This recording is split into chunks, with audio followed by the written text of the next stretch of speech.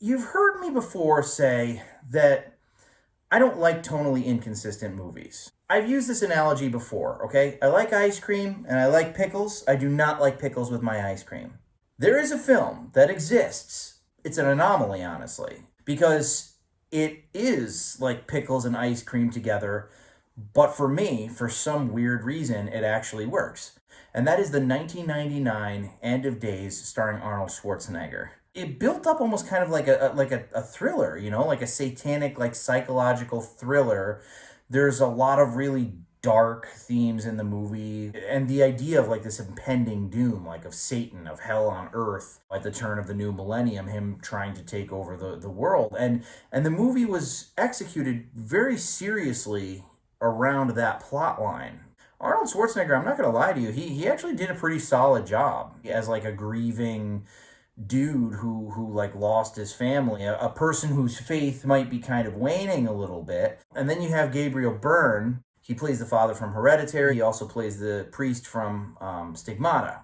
Great actor. And he basically plays the devil, or at least the vessel that the devil inhabits. And he's delightfully evil. He hits all the right beats. And again, like I said, you got this like really dark kind of like supernatural psychological thriller. And then in the last, I want to say like 20 minutes to a half hour, it just becomes an Arnold Schwarzenegger action movie. It's literally Arnold Schwarzenegger fighting the devil with a machine gun, which sounds absolutely absurd. And you know what? It kind of is. It kind of is.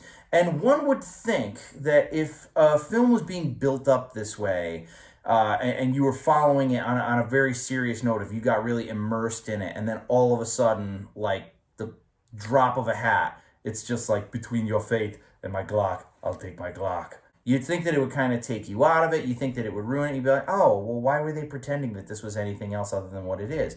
And technically speaking, yeah. And I think that's something that a lot of critics said about it, that they spent so much time building it up as this serious thing that the ending, it's just like it's two different movies. I cannot really say what it is about this film that appeals to me personally. Again, it's an anomaly. There's something about it for me that just works. Maybe it's kind of like appealing to that part of me that likes like, The World's End or From Dusk Till Dawn, where it's like you're following these characters and you think that it's like this, a kidnap story or like a bunch of drunken buddies on a pub crawl one night, and then all of a freaking sudden, like halfway through the movie, it just takes a sharp left and it's like, ha ha ha, just kidding. It was really about this the whole time.